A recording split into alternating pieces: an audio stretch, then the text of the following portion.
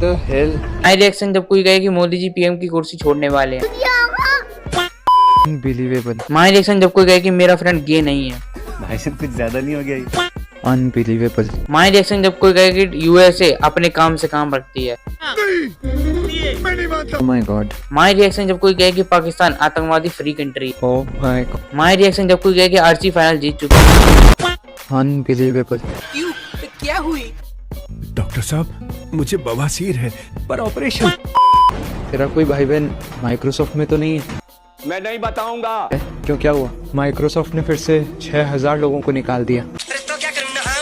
Amazon, IBM, सबका यही हाल है। ऐसे ही चलता रहा तो 2030 तक यही 30 करोड़ लोगों की जॉब्स खा जाएगा। लगता है धरती पे इंसानों की उल्टी गिनती शुरू हो गई है, सिर्फ उन लोगों को छोड़ के जो। कौन? तुझे याद है जब दुनिया लॉकडाउन में थी, सब कुछ बंद था, लेकिन फिर भी लोगों तक ग्रोसरीज, वैक्सीन, मेडिसिन ये सब इजीली पहुंच रहा था। हाँ, तब सिर्फ क्विक कॉमर्स, ऑनलाइन डिलीवरी, इन्हीं सबसे तो दुनिया चल रही थी। एग्जैक्टली, वो पॉसिबल हो पाया था सप्लाई चेन के सिस्टम से। वही सिस्टम वीडियो को देखो, तुम्हें क्या लग रहा है कि इसमें क्या होगा? क्या तुम्हें लगता है कि बहुत ज्यादा कोई इन्फॉर्मेशनल चीज बताएगा या फिर ऐसी कोई हिस्ट्री में छुपी हुई कोई चीज बताएगा, कोई राज बताएगा? नहीं, ये एक प्रमोशनल वीडियो है। तुमको लग रहा है जो ये बिल्डअप करके सबको बता रहा है, इतना ज्यादा माइंड गेम खेल रहा है, बस ये मौज ले रहा है और एंड में अपना प्रमोशन करके वीडियो से पैसे कमा के।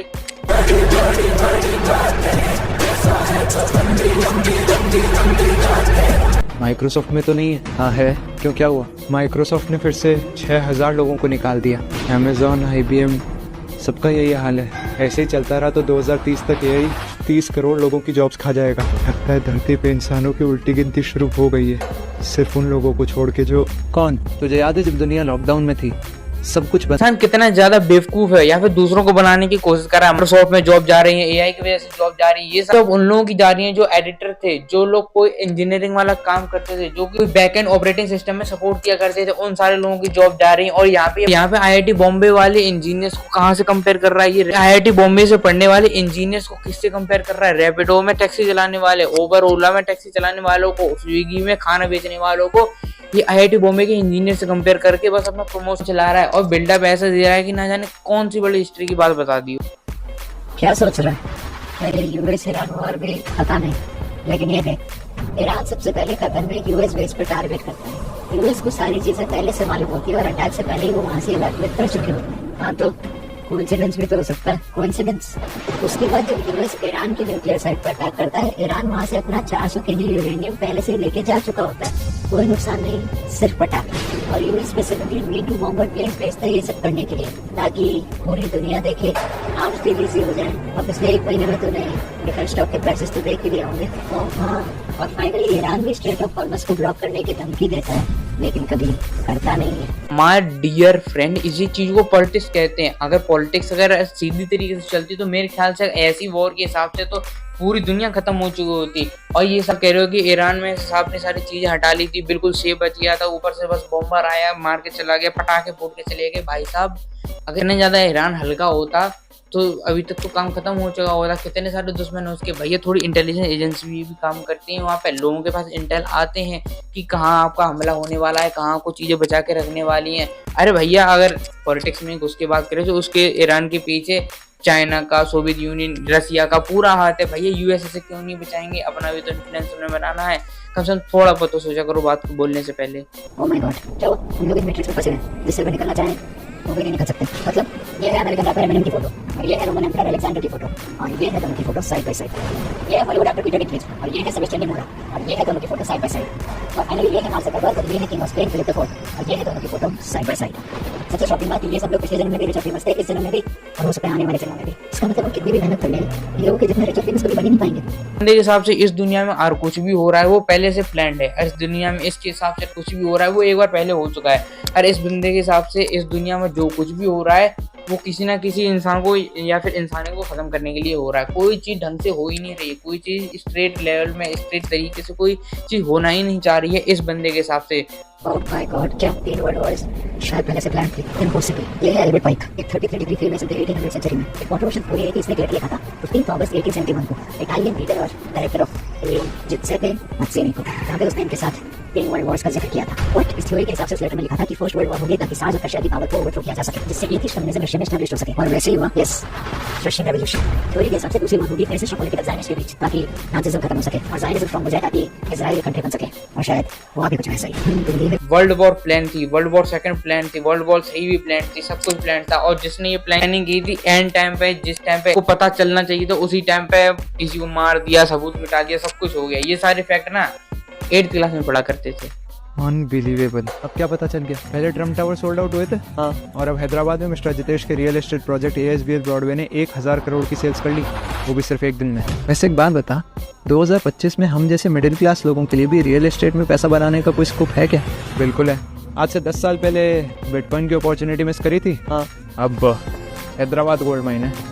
बिजनेस करना नहीं कहते, अरे भैया चलो माना गलत है पर धंधा है भैया, इंसान थोड़े बहुत तो कोशिश करता है कैसे भी करके उसके सारी चीजों के प्राइस बढ़े। ऐसे रियल एस्टेट के प्राइस इसीलिए तो बढ़े जा रहे हैं। अरे भैया इंसान कोशिश तो करेगा, इस पे कॉन्स्पिरेसी थ्योरी बनाने की क्या जरूरत है? और ये क्या कुछ नया होता आ रहा है? हमेशा से ऐसा ही चलता आ रहा है, हालांकि गलत हो रहा है पर फिर भी चलते हुए ऐसा ही रहा। अब क्या हुआ? ये है 1941 का कैलेंडर और ये है 2025 का calendar. Exactly same dates, same weekends और शायद सेम शाह 1941 20th सेंचुरी का ब्लडीएस्ट और सबसे ट्रैजिक ईयर था। World war 2, mass killing of civilians, bombings, starvation, genocide, क्या कुछ नहीं था उस साल में। और 2025 देखा तुमने? California fire, Mahakumbh stampede, Pahalgam attack, RCB stampede, Ahmedabad plane crash, Iran Israel war, train derailment. Exactly. और अभी तो 2025 में 6 महीने बाकी हैं। 1941 के वर्ल्ड वॉर को कंपेयर किया है पहलगाम अटैक से, ऑपरेशन सिंदूर से, स्टैम्पीड ऑफ RCB से, कोम्बो स्टैम्पीड से कंपेयर किया है। इस बंदे ने वर्ल्ड वॉर को स्टैम्पीड से कंपेयर किया है। अगर इन सब चीज़ों में एक बार भी अगर गाजा का नाम ले लेता तो मैं मान जाता। इसने ईरान इसराइल का लिया है, गाजा का नहीं लिया। अगर एक बार भी अगर गाजा का नाम ले लेता जिसमें कई सारे लोग मर चुके हैं तो भी मैं इसकी वीडियो को लॉजिकल मान लेता, पर इसमें कुछ भी लॉजिकल नहीं, क्योंकि ये लॉजिकल बातें करता नहीं। इसको बस सिर्फ और सिर्फ एक ही चीज़ आती है, बिल्डअप करना। क्या हमसे अभी तक झूठ बोला गया? कैसे झूठ? हमारा कैलेंडर होना चाहिए था 13 महीनों का, लेकिन है सिर्फ 12 का ही। तू पागल है क्या? ये 1582 का ये कैलेंडर देख, इसके अंदर 4 तारीख के बाद डायरेक्ट 15 तारीख आती है। उस टाइम पे कैलेंडर के साथ छेड़छाड़ हुई थी। और ये जो 12 महीने वाला कैलेंडर है और किसी ने नहीं, जूलियस सीजर नहीं बनाया था। और 1582 में जिसने उस कैलेंडर को चेंज किया था वो और कोई नहीं बल्कि ये पोप ग्रेगरी द 13, जिन्होंने ग्रेगोरियन कैलेंडर लॉन्च किया था जिसे मार्च तक यूज करते हैं। और ये जो जुलाई और अगस्त है और किसी के नहीं बल्कि जूलियस और अगस्टस सीजर के नाम पे इनके नाम रखे गए। ओह माय गॉड, ये 13 महीने वाला कैलेंडर ज्यादा बैठे था क्या? हाँ, हर महीना 28 दिन का होता और अगर तू 28 को 13 महीनों से मल्टीप्लाई करता तो ये ऊपर की बात है। ये सारे लोग ऐसे बताते हैं कि जाने कितना ज्यादा अन्याय हो चुका है। अरे भैया अगर 2 लोगों ने कैलेंडर अनाउंस कर दिया तो क्या पूरी दुनिया पागल बैठी थी कि हाँ भैया 2 लोगों ने कहा है ऐसा करते, इन्हीं को ही मान लेते? तो दुनिया पागल थोड़ी ना बैठी है कि जो जिसने कह दिया वो मान लिया। अरे भैया कोई बहुत बड़ी बात हुई होगी, कोई बड़ी वजह होगी, कोई बहुत बड़ी बात हुई होगी, तभी तो किसी ने इतने बड़े कैलेंडर को मान लिया, अपने जीवन में इसको इन्वॉल्व कर लिया। वरना ऐसा कौन पागल देश बैठा है या कोई राजा बैठा है या कोई प्रजा पागल बैठी है जो किसी 2 इंसान ने कह दिया कि ये कैलेंडर 12 महीना वाला अच्छा लग रहा है, 13 महीना वाला कुछ खास नहीं है, इसी को रख लो, और रख भी लिया। कनाडा में एम्प्लॉयमेंट रेट 7% पहुंच गया 2016 से अभी तक, सबसे ज्यादा। सच में ये वीडियो देख, ये कुछ दिन पहले कनाडा जॉब फेयर की वीडियो है। हजारों की तादाद में लोग खड़े हुए जॉब के लिए, लेकिन जॉब मिलेगी सिर्फ 5-6 लोगों को, और वो भी सिर्फ एंट्री लेवल जॉब। 12th के बाद अगर ढंग के कॉलेज से पढ़ाई ना करो तो यही हाल होता है। तो अगर तुम ध्यान से देखो तो इसमें न जाने कितने सारे लोग हैं जो कनाडा के लग ही नहीं रहे हैं, और ना ही वो इस एरिया के लग रहे हैं। सारे और देश से आए हुए हैं, खास करके एशिया से, साउथ एशिया से आए हुए लोग हैं, खास करके इंडिया से आए हुए लोग हैं जो वहाँ पे गए हैं, अपने स्टूडेंट वीजा बनवा के गए हैं, वो वहाँ पे जॉब करने के लिए लाइन में लगे हुए हैं। और मेरे ख्याल से जो इंसान इतनी दूर गया होगा वो 12th पास तो बिल्कुल भी नहीं होगा। मेरे ख्याल से तू ही जो 12th पास है ऐसी बातें कर रहा है, तो रिसर्च करने के लिए सोचा कर वीडियो बनाने से पहले।